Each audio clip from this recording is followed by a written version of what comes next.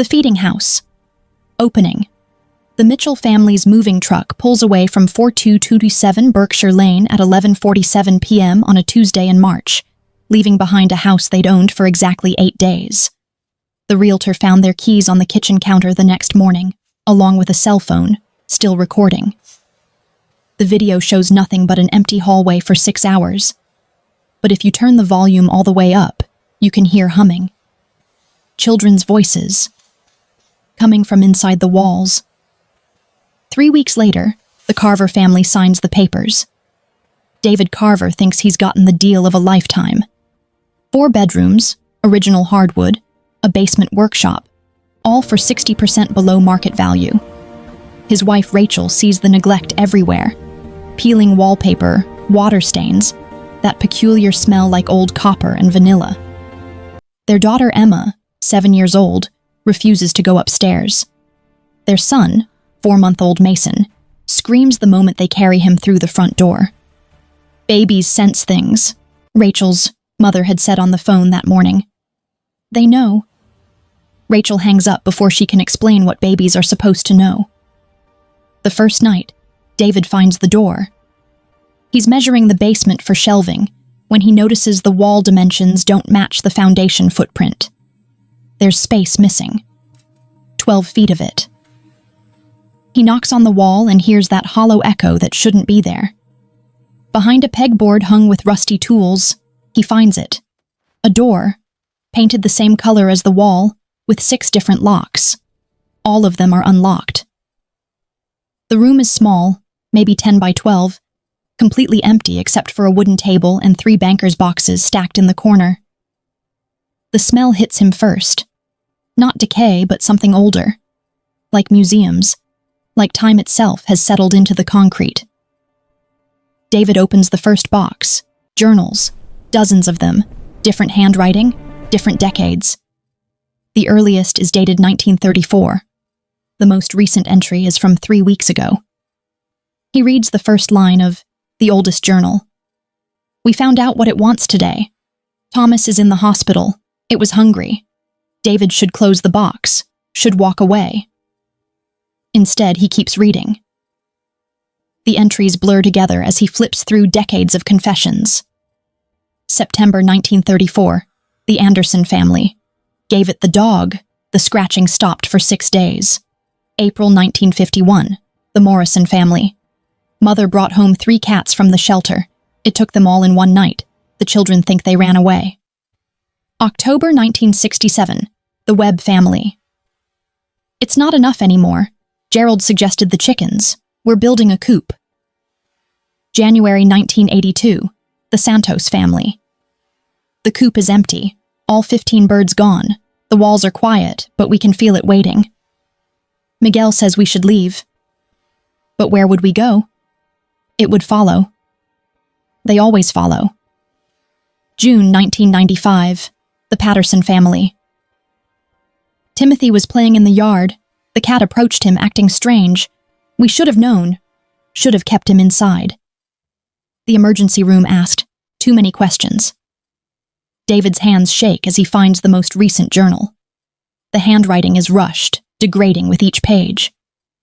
March 3rd, the Mitchell family. First night, found the room, found the journals.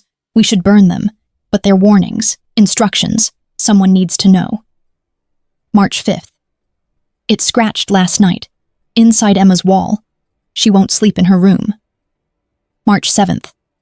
Bought a rabbit. Left it in the basement room. Gone by morning. The scratching stopped.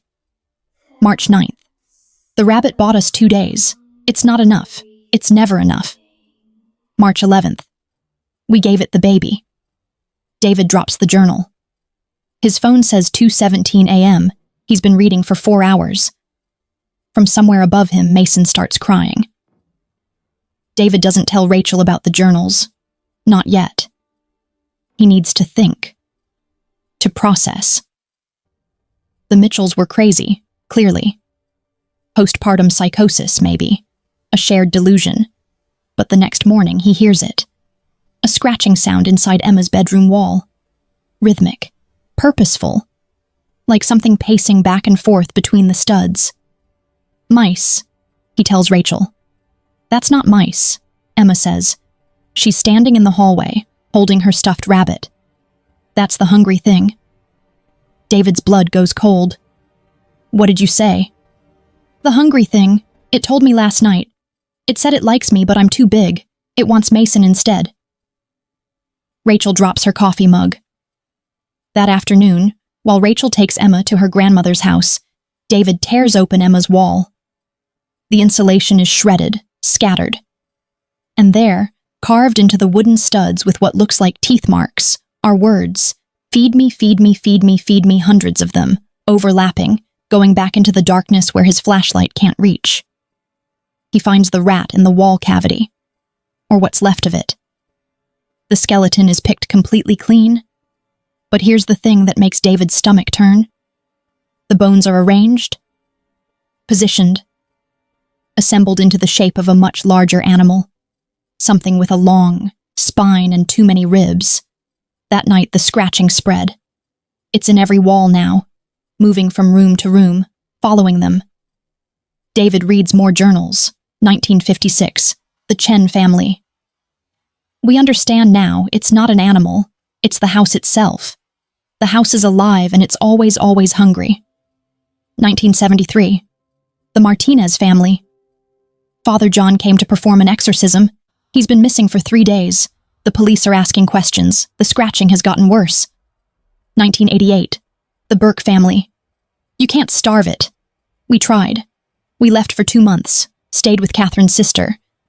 When we came back, the house had fed itself. The entire family next door was gone.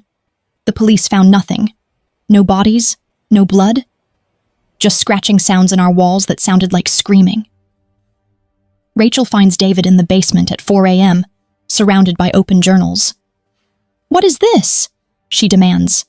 He tells her everything. She doesn't believe him until Mason's baby monitor crackles to life. They hear the scratching, crystal clear, right next to his crib. And underneath it, something else. A wet, breathing sound, the sound of appetite. They run upstairs. Mason is fine, sleeping peacefully. But on the wall above his crib, written in something dark and sticky, are 4 words. Soon he will fit. We're leaving, Rachel says. Tonight. Right now. David's already packing when Emma screams from downstairs. They find her in the kitchen, staring at the basement door. It's open. They'd locked it. David had installed a deadbolt that afternoon. The lock is still engaged. The door opened anyway. From the basement comes a sound like wind through a cave, like breathing through soil. The scratching intensifies, spreading through the entire house now, 1,000 tiny claws working in unison. Emma points at the basement stairs. It says if we don't feed it, it'll come up here. It says it's patient, but it's tired of waiting. Emma, honey, houses can't talk. I didn't say the house is talking, Emma whispers. I said IT is talking. The thing that lives in the house. The thing that is the house. The lights flicker. David grabs his car keys. Everyone outside, now. They make it to the front door before it slams shut. The deadbolt turns itself. Every window in the house latches simultaneously. The scratching stops. In the silence, they hear something moving in the walls. Something much larger than rats. The drywall bulges, following them as they back toward the kitchen. Rachel's phone is dead. David's too. The landline gives only static. We have to give it something, David says quietly. Absolutely not. Rachel, listen to me. We're not giving it our baby. I didn't say that, but we have to give it something, to buy time, to think. They raid the refrigerator. Chicken, steak, hamburger meat. David carries it all down to the basement room and leaves it on the table. They wait upstairs. Nothing happens. An hour passes. The meat sits untouched. The scratching returns, angry now, violent. Plaster dust falls from the ceiling. Emma tugs on Rachel's sleeve. It doesn't want dead things. It wants scared things. It wants to hunt. If you think you know where this is going, you don't. Hit that subscribe button because what happens next will change everything you thought you understood about this house. Trust me, you need to see this through. David drives to a pet store at dawn, after the house finally lets them sleep. He buys 6 rats, 4 hamsters, and a rabbit. The cashier gives him a strange look, but doesn't ask questions. Back home, he releases them one by one into the basement room. The first rat makes it 3 seconds before the wall opens. Not a door or a hole, the wall itself splits apart like a mouth, concrete and wood moving like muscle tissue. The rat disappears into darkness. There's a brief squeal. Then chewing sounds. The second rat tries to hide under the table. The floor opens beneath it. David watches in horror as the house consumes each animal. The walls and floors becoming predator and trap. Teeth made of nails. Tongues of insulation. A digestive system of pipes and wiring. When the last animal vanishes, the house settles. Content, for now. That night they sleep in shifts. The scratching doesn't return. David does math in his head. 6 rats, 4 hamsters, 1 rabbit. That's 11 animals, maybe 11 days of peace. He reads deeper into the journals. 2001, the Crawford family. We've learned to manage it. Pets from shelters bought with cash. The adoption fees are worth it. Ethical? No, but our children are alive. That's what matters. 2008, the Nguyen family. A rhythm has emerged. Every 3 days, something living. Small animals work for a while, then it needs something bigger. We've graduated to raccoons. We trap ourselves. Possums. Once, a deer that wandered into the yard. That took us 2 weeks. 2015. The Hamilton family. It's accelerating. Used to be once a week. Now it's every other day. We can't keep up. We're spending hundreds on animals. The neighbors are starting to notice all the pet carriers. 2019. The Mitchell family. It wanted Timothy. We gave it rabbits, chickens, and a goat we bought from a farm. Nothing satisfies it. Then the crying started. From inside the walls, baby crying. We thought it was Sarah playing tricks. But Sarah heard it too. We all heard it. The house was mimicking our son. The entry ends there. David flips to the last page of the Mitchell journal. March 11th. We gave it the baby. God forgive us, we gave it our baby. We put Timothy in the room and closed the door. It took him so fast. The crying stopped. Everything stopped. The house is satisfied. We're leaving tonight. We can't stay here. We can't live with what we've done. But at least Emma is safe. At least we saved our daughter. That has to mean something. That has to count for something. David reads the line again. And again. They gave it Timothy. But when David found the journal, the Mitchells had already been gone for 3 weeks, which means the house should still be satisfied, unless Timothy wasn't enough, unless the house is always hungry. David checks the journal date. March 11th. Today is March 29th. 18 days ago. The scratching starts again, right on schedule. They last 2 weeks on small animals. David becomes efficient, systematic. Every 3 days he makes a trip. Different pet stores, different towns. Cash only. No patterns. Rachel stops asking questions. Emma stops talking. Mason cries less, like he's learning that noise attracts attention. The house is training them. David finds a passage in a 1962 journal that makes his hands shake. Dr. Hartwell came to assess the property. He brought equipment, took readings. He told us this house is built on a convergence point, where something thin in the world got thinner. Something pushed through a long time ago. Something that learned to wear houses like we wear clothes. It mimics shelter while being the opposite. It's a predator that looks like home. On day 15, David releases 2 rabbits into the basement room. The house takes one, leaves the other. The rejected rabbit huddles in the corner, terrified but untouched. David stares at it for 20 minutes, before understanding hits him like a punch. It's not hungry anymore. It's being selective. That night, The scratching starts in Mason's room. Not in the walls this time. Under the crib. The floor bulges upward, wood grain rippling like water. Rachel grabs Mason and runs. They all sleep in the car that night, parked in the driveway. Through the windows, they watch the house. Every light is on. They can see shadows moving behind the curtains, shapes that don't match any furniture they own. In the morning, they find the front door open, inviting them back. They have nowhere else to go. David's bank account is nearly empty. Rachel's family lives 3 states away, and how do you explain this? Sorry, Mom, we can't visit because our house is a living thing that eats pets and wants our infant son. They go back inside. The house has rearranged itself. Not the furniture, the layout. The basement door is now in the kitchen. Emma's bedroom has moved to where the bathroom used to be. The hallways are longer, stretching back into impossible distances. It's showing us what it can do, David whispers. It's showing us that we never leave unless it lets us. That afternoon, David drives 2 hours to a livestock auction. He buys a goat with money they don't have. The farmer helps him load it into a rented trailer. This for your homestead? The farmer asks, something like that.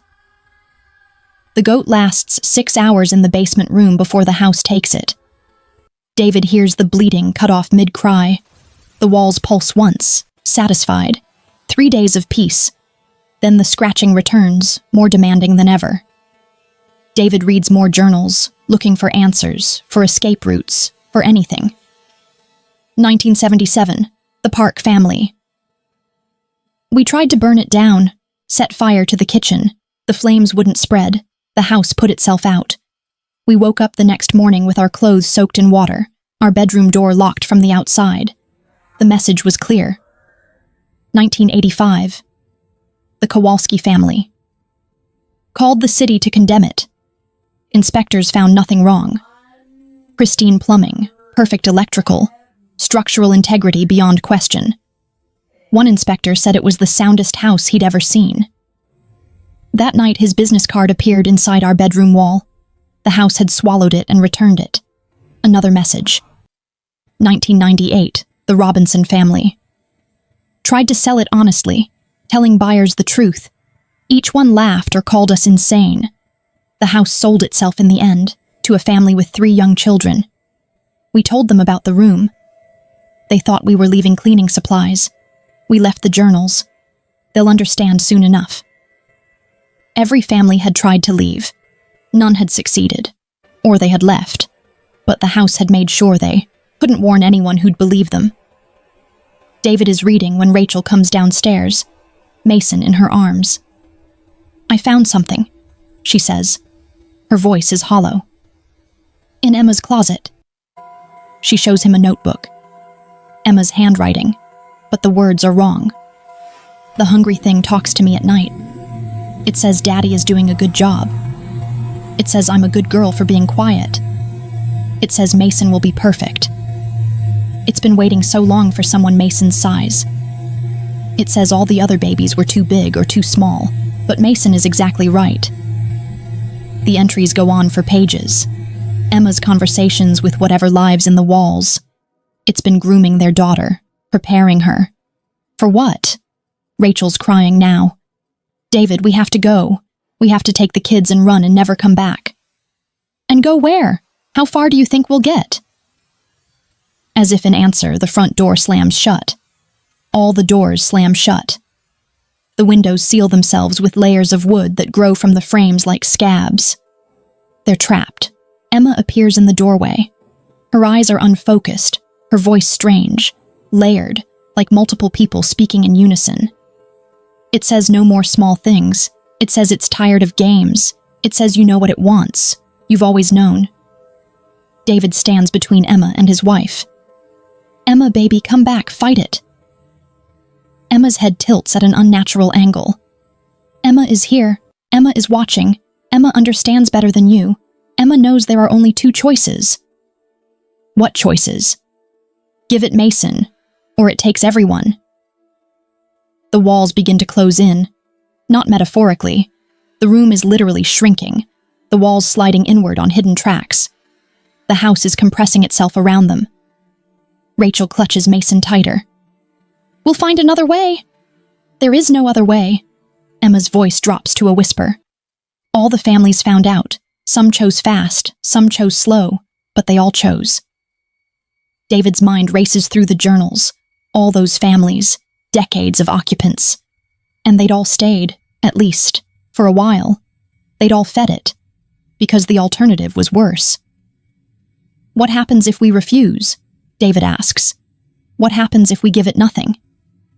Emma smiles, and it's not her smile. It showed the Park family in 1977. It compressed their house to half size over 3 days. On day 4, it was the size of a closet. The family was still inside. They found their remains years later, during a renovation, compressed into the walls, still alive for most of it. The walls creep closer. "How do we know you'll stop if we give you Mason?" Rachel demands. "How do we know you won't just want Emma next?" Emma's head straightens. When she speaks again, it's her own voice, terrified and small. "Daddy, it's showing me things. It's showing me what it does to people who try to starve it. Please don't let it do that to us. Please." Then the other voice returns. "Mason is perfect. Mason is the right size. After Mason, you can feed me small things again for years. Maybe forever." The Mitchell baby bought 18 days, but he was too small. Mason is exactly 4 months. Mason is exactly right. This is the deal. This is the moment everything changes. What would you do? Comment below. Would you sacrifice one to save 2 or risk everyone? Hit like if this story is destroying you as much as it's destroying me, because we're about to cross a line there's no coming back from. They have until midnight. That's what the voice through Emma tells them. Midnight to decide. David and Rachel lock themselves in the bathroom, the only room whose door still functions. They put Mason in the tub and stand guard. "We can't," Rachel says. "We can't do this. If we don't, we all die." "Then we all die. David, he's our baby. And Emma is our daughter. If we refuse, she dies too. They both die. We die. Everyone dies. There has to be another way." David pulls out his phone. No signal, but he's downloaded every journal entry, photographed every page. He scrolls through decades of horror. He finds an old entry from 1990, the Delaney family. "Father Marcus gave us an alternative. Starve it by feeding it death. It wants living things because living things have fear, and fear is the real meal. But if you give it something that feels no fear, something that doesn't understand death, it might reject it. It might weaken." "What does that mean?" Rachel asks.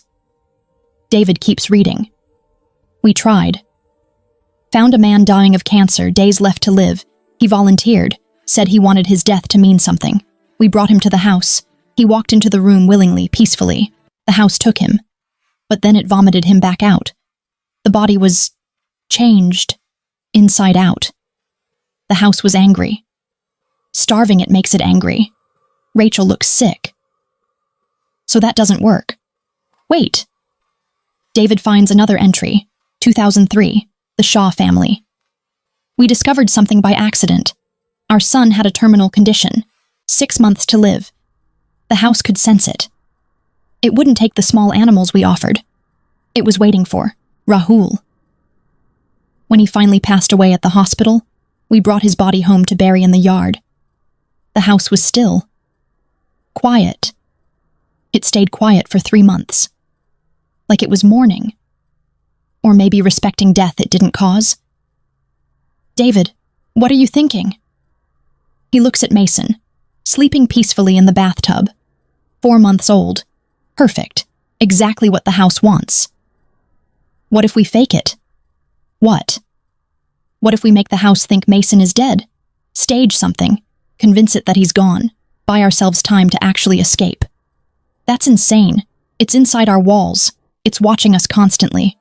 How would we fake anything? David's phone shows 9:47 p.m., 2 hours and 13 minutes until midnight. The journals say it feeds on fear, on living energy. What if we drug Mason? sedate him so heavily that he barely registers as alive, give him to the house when he's so deeply unconscious that there's no fear, no awareness, nothing for it to feed on. You want to use our baby as bait? I want to save our baby. If we can make the house reject him, if it spits him back out like it did with the dying man, maybe it'll be weakened. Maybe we can run while it's confused. Rachel stares at him. And if it doesn't spit him out? If it just kills him? Then we've lost him anyway. At least this way we tried something other than just giving him up. They argue for 40 minutes. Midnight creeps closer. Emma appears in the bathroom doorway despite the locked door. "Tick-tock," she says in that layered voice. "Decide." They choose to try David's plan. Not because it's good, not because it'll work, because doing something feels better than doing nothing. Rachel has sleeping pills from when Mason was a newborn and she couldn't sleep. Strong ones. She crushes half a pill into breast milk, feeds it to Mason through a bottle. He drinks, gets drowsy. His breathing slows. They crush another half pill, mix it in. Mason's eyes close. His tiny body goes limp. "Is he breathing?" Rachel asks, panicked. David checks. "Yes, barely. His heart rate is way down." "We're poisoning our own baby. We're saving him. We have to believe that." They wait until 11:45 p.m. Mason is completely unresponsive, his body cold to the touch, his breathing so shallow it's almost imperceptible. David carries him down to the basement room. The house is watching. He can feel it. The walls pulse with anticipation. The scratching has evolved into something like purring. He places Mason on the wooden table. The baby doesn't move, doesn't cry, doesn't react. David backs away. For a long moment, nothing happens. Then the walls begin to open. Not violently this time, gently, almost tenderly. The darkness inside reaches out like arms, like a mother reaching for her child. The darkness touches Mason, recoils.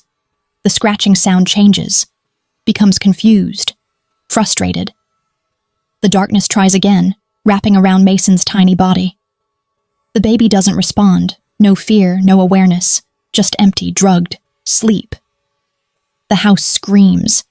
It's not a sound, it's a feeling, a vibration that shakes the entire structure.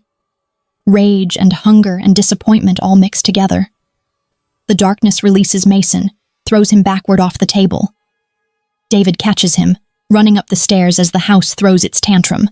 Walls crack, pipes burst, the lights explode, water floods the basement. They run for the front door.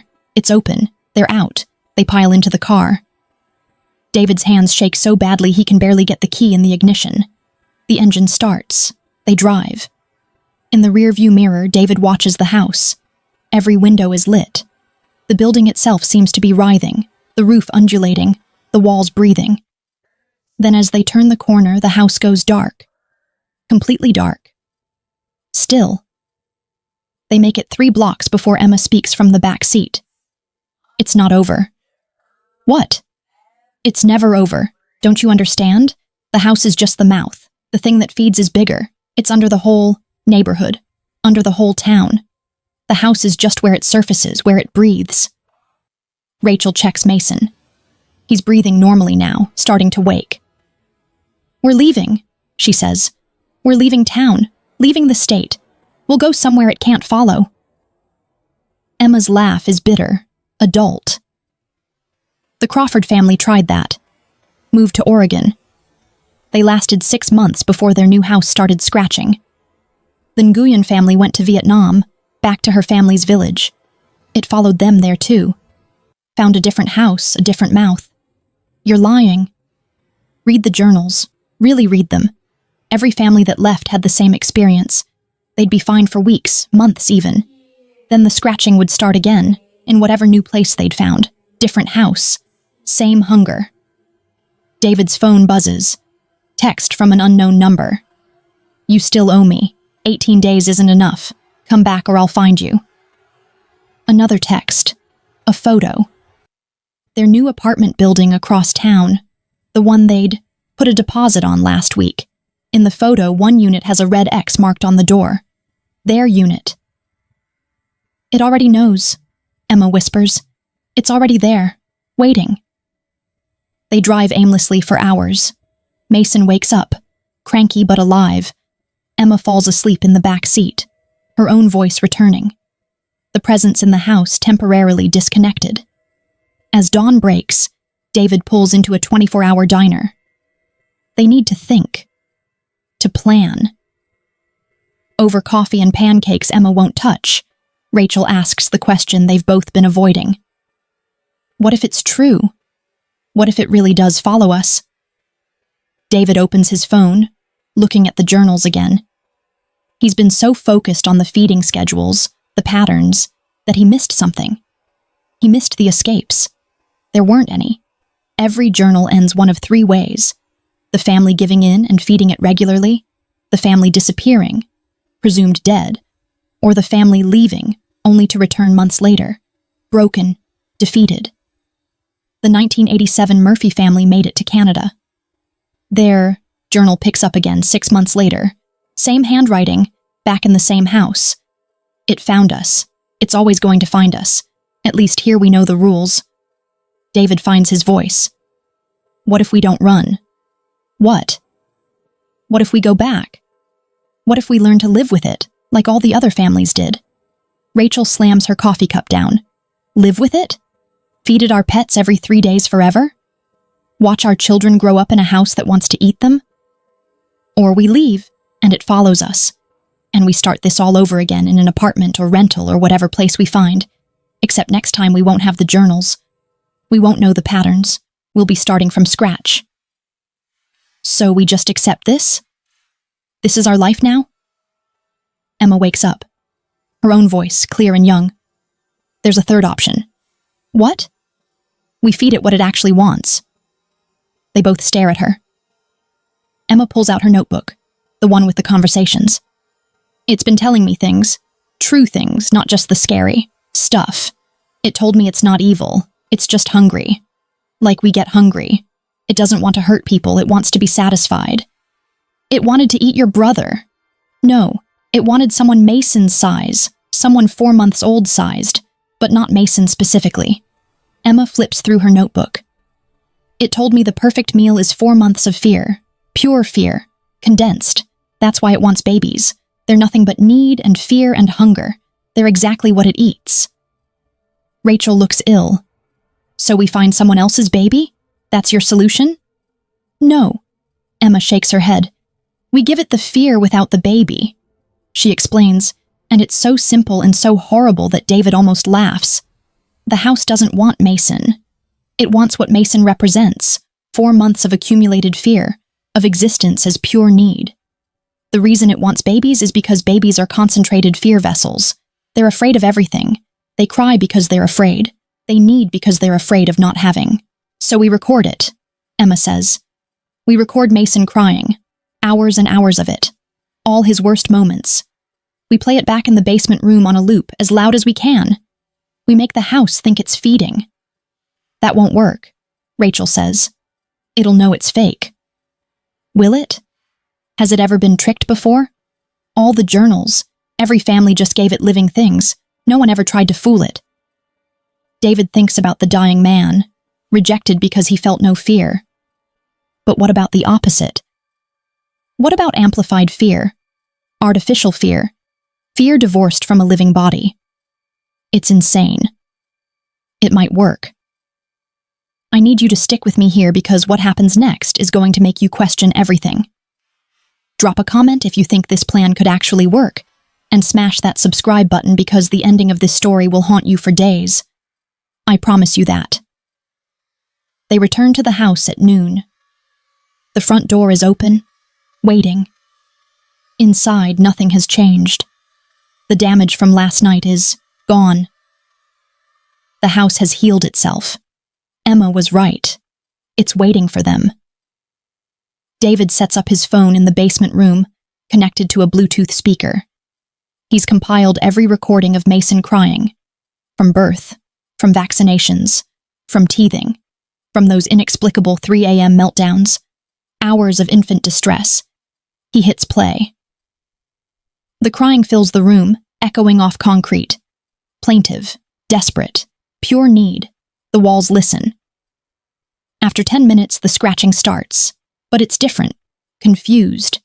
The house is trying to understand. David turns up the volume. The crying intensifies, layered recordings overlapping. It sounds like dozens of babies, all crying in unison. The walls begin to pulse. The darkness reaches out, tentative, curious. It wraps around the speaker, trying to consume it. The speaker disappears into the wall, but the crying continues. David has 3 more speakers, each playing the same endless loop. He sets them up throughout the room. The house consumes them one by one. Each time, the crying continues from another speaker. The scratching becomes frantic. The house is trying to feed but can't. It's like trying to drink a photograph of water. Hours pass. David and Rachel take turns keeping the recordings playing. They've synced them to the cloud, to backup speakers, to every device they own. If the house destroys one, another starts. By midnight, the scratching is desperate, aggressive. The walls are bleeding, actual bleeding, dark liquid seeping from cracks in the plaster. "It's working," Emma says. "It's confused. It doesn't know what to do." But then Emma's voice changes, layers itself. The house is speaking through her again. Clever, but not clever enough. The ground shakes. The entire house shudders, and David realizes what's happening. The house is burrowing. The floor cracks open, revealing earth below. The basement is sinking, the room with the speakers dropping down into darkness. The house is trying to escape the sound by swallowing the source. David grabs more speakers, throws them into the growing pit before it closes. The crying follows the house down into the earth. The shaking intensifies. Throughout the neighborhood, dogs bark. Car alarms trigger. Someone's pool drains as a crack opens in their yard.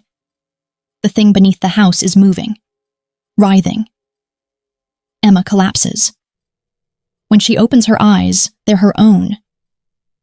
"It's working," she gasps. "It's starving, but Daddy, it's so angry." For 3 days, they maintain the recordings. The house fights back in every way it can. It locks them in rooms. It floods the basement. It makes the walls bleed. It shows them visions. Previous families, previous children, all the ones who became meals.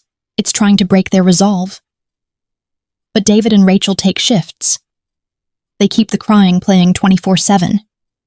They've created a library of recordings, variations on the theme of infant distress. They mix in animal sounds, adding layers of fear scent to the audio. The house weakens. The scratching becomes intermittent. The walls stop pulsing. The darkness in the basement room recedes. On the 4th day, something changes. The house goes quiet. Completely quiet. No scratching. No breathing sounds. No movement in the walls. David ventures into the basement room. The speakers are still playing, but the walls aren't reacting anymore.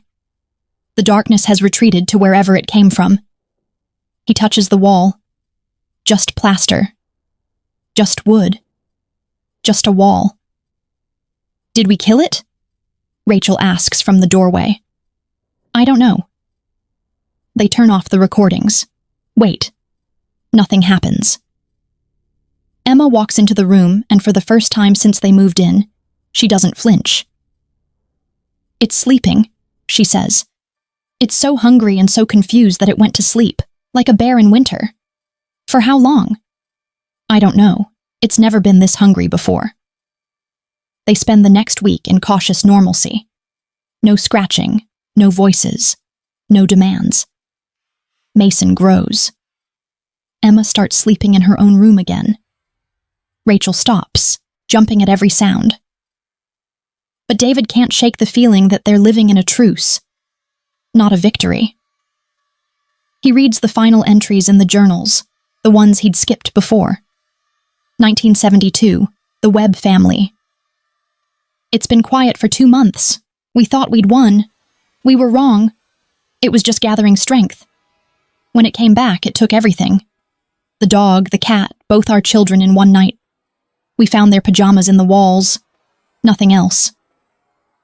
2011. The foster family. Tried everything to starve it. Lasted 3 weeks. When we finally broke down and fed it, it didn't just want one animal. It wanted 20. Like it was billing us for what we owed with interest. David realizes the truth. You can't starve it. You can only postpone it. The house isn't dead, it's hibernating, and when it wakes up, it'll be hungrier than ever. 6 weeks of peace. They start to believe it might actually be over. Then Mason gets sick. Just a cold, nothing serious. But he cries all night, that same desperate, infant crying they'd used in the recordings. At 3 a.m., the scratching starts again. Soft at first. Tentative. Like something waking from a long sleep, testing whether it still exists. Then louder. Angrier. The walls don't just scratch now, they tear. Drywall peels away from the inside. Insulation falls in clumps. The house is shedding its skin. Emma runs to her parents' room. It's awake, and it's so hungry. The recording trick won't work again.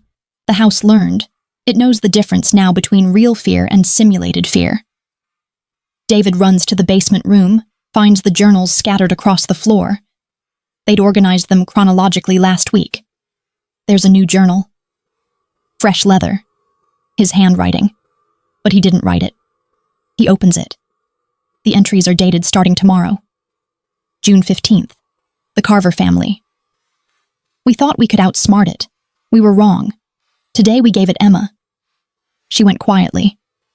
She understood. Someone had to go and Mason was too young. She saved us. June 18th. The house is quiet again. Rachel won't speak to me. Emma's room is empty. Sometimes I hear her crying in the walls. June 30th. Rachel left me, took Mason. I'm alone in the house now. It whispers to me at night. It says I did the right thing. It says I'm a good father. I believe it. July 4th. The scratching started again. David drops the journal.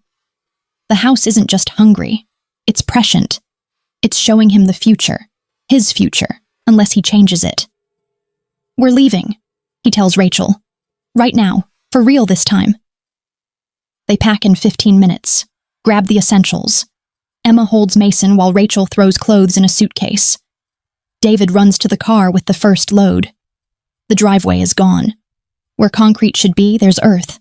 Soft, freshly turned earth. Their car has sunk into it up to the axles. The entire yard has become a trap. David runs back inside. The yard? I know, Rachel says. She's at the window. Look. The neighbors' houses are dark. Every single one. And the streets between houses are gone, replaced by that same soft earth. They're not just trapped in the house, they're trapped in a bubble, an isolated pocket of reality where only their house exists. It's not a house, Emma says quietly. It never was.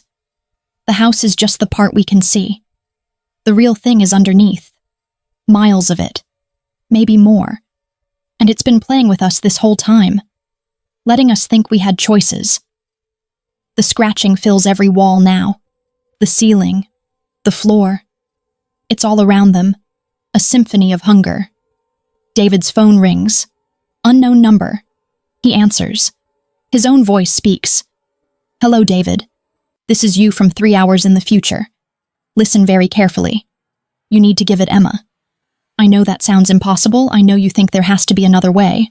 But I've tried everything. Every option leads to the same place. Give it Emma or it takes all of you. I'm sorry. I love you. Tell Rachel I'm sorry. The call ends. David looks at his daughter. 7 years old. Eyes wide with terror and something else. Understanding. Daddy, she says, I know what you have to do. No. The house showed me. It showed me all the timelines, every choice, every path. They all end the same way except one. We'll find another way. There is no other way. Emma's voice breaks. Don't you understand? This is what it does. It corners families, it makes them choose. And everyone chooses, everyone eventually chooses. Rachel is sobbing. We can't. David, we can't do this. Emma walks to the basement door. It doesn't hurt. The house told me it's fast. And then I'll be part of the house forever. I'll be in the walls, I'll be home. Emma, stop. But Emma opens the basement door. The darkness beyond is absolute. Hungry. She looks back at her parents one last time. Take care of Mason. And Dad, in 3 months it'll be hungry again. You'll need to decide what to do, but you'll have 3 months. That's more than most families get. She walks down the stairs. David lunges after her, but Rachel holds him back. Don't make this harder, she whispers. Don't make her death mean nothing. They hear Emma's footsteps descend. Hear the basement room door open. Hear her small voice say, I'm ready. Then silence. Then a sound like satisfaction. The scratching stops. Every door in the house unlocks simultaneously. The lights come on. Through the window, they see the driveway has returned. The neighbors' lights are on. The street is back. The house releases them. David finds a new entry in his journal, the one the house wrote for him. The future has changed. June 15th. The Carver family. We gave it Emma. I will never forgive myself. But Mason is alive. Rachel is alive. We're alive. Tomorrow we leave this house forever, and we'll spend the rest of our lives trying to forget what we did to survive. The Carver family lives in an apartment now. 12th floor. Concrete and steel. No basement. Rachel won't talk about Emma. She's put away all the photos, packed up all the toys. Mason is 6 months old now. Healthy. Happy. He'll never remember his sister. David hasn't slept in 3 months. Every night he hears scratching. But when he checks, there's nothing there. It's just trauma. Just memory. That's what his therapist says. But then David notices something. The scratching has a pattern. A rhythm. He records it. Analyzes it. It's Morse code. The message repeats every night. Daddy, I'm still here. I'm in the walls. I'm everywhere now. David shows Rachel. She won't look. It's not her, Rachel says. It's the house. It's manipulating you. What if it is her? Then she's not our daughter anymore. She's part of that thing. We have to let her go. But David can't let go. He researches the house, finds records going back to 1891, finds the original family, the Caldwells. They built the house themselves, and they disappeared 3 weeks after moving in. No bodies found, no evidence of foul play, just gone. The next family, moved in 6 months later. The journals started with them. David finds something else. A geological survey from 1890, before the house was built. The surveyor noted unusual seismic activity and strange acoustic properties. He recommended the lot be avoided for construction. The Caldwells built there anyway. What did they wake up? David's phone rings. Unknown number. His own voice. David, this is you from 6 months in the future. You need to stop digging. You need to forget about Emma. You need to move on, because what you're about to discover will destroy everything. What am I going to discover? That Emma wasn't the first Carver the house took. Check the old birth records. Check 1947. The call ends. David goes to the county archives, searches birth records from 1947, finds Emma Carver, born March 3rd, 1947, to Robert and Helen Carver, the address listed, 42227 Berkshire Lane. He searches death records, no death certificate for Emma Carver, 1947. He searches for Robert and Helen Carver, finds their death certificates. Both died in 1948. Address, 42227 Berkshire Lane. Cause of death, accidental structural collapse. David's hands shake as he realizes what this means. The house doesn't just take children, it keeps them. His Emma is in the walls, but so is Emma from 1947. And probably dozens of other children, spanning decades, all named Emma. all 7 years old, all taken by families who thought they were making a choice. But it wasn't a choice. It was a pattern. The house orchestrates everything. It makes sure families with the right configuration move in. A 7-year-old daughter, a baby son. It creates the situation. It forces the decision. It's farming them. David races home. He has to tell Rachel. They have to go back. They have to get Emma out. He opens the apartment door. Rachel is in the kitchen making dinner. Mason is in his high chair. Everything looks normal. Except Mason's eyes. They're watching David with an intelligence that shouldn't be there, that can't be there. Mason smiles and speaks in a 7-year-old girl's voice. "Hi, Daddy. Did you miss me?" David backs away. Rachel turns around and her expression is blank, empty. "What's wrong, honey?" she asks, but her voice is layered now. Multiple voices speaking in unison. The apartment walls begin to scratch. David runs, out the door, down the hallway, to the elevator. The elevator opens. Emma stands inside. His Emma. But wrong. Her skin is too pale. Her eyes too dark. Her smile too wide. "You can't run from home, Daddy. Home is everywhere. Home is in every wall, every foundation, every structure humans build. We've been here since the first cave, since the first shelter, since humans decided to trap themselves inside boxes and call it safety." David takes the stairs, runs down 12 flights, bursts out onto the street. Every building is scratching, every house, every apartment, every structure. The city is alive with it. People walk by, oblivious. Or maybe they hear it too, and they've learned to ignore it. David's phone rings. His own voice. "David, this is you from 1 hour in the future. You're going to run for 45 minutes. Then you're going to realize something. There's nowhere to go. Humans need shelter. Shelter needs humans. It's a symbiotic relationship. Has been for thousands of years. The house isn't invading our world. We invited it the moment we built the first wall. How do I stop it? You don't. You accept it. You go home. You take care of your family, because that's what it wants. It wants you to feed it, yes. But more than that, it wants you to stay. It wants you to build a life inside its walls. It wants you to call it home." David hangs up. He's standing on a street corner. Buildings all around him. Every single one scratching. He thinks about going homeless. Living outside. But winter is coming. And even tents have walls. He thinks about dying. But Mason needs a father. Rachel needs a husband. And Emma. All the Emmas. They're waiting for him. His phone buzzes. A text from Rachel. "Come home, David, please, we miss you." David looks up at the sky. The only space without walls. Then he looks at the apartment building. On the 12th floor, a light is on. His light. His home. He walks toward it. The house at 4227 Berkshire Lane sits empty for 9 months after the Carvers leave. Then a new family moves in. The Johnsons. A husband, a wife, a 7-year-old daughter named Sarah, and a 3-month-old son named Luke. Perfect. Mrs. Johnson finds the journals in the basement on their second day. She reads them with increasing horror. "This is insane," she tells her husband.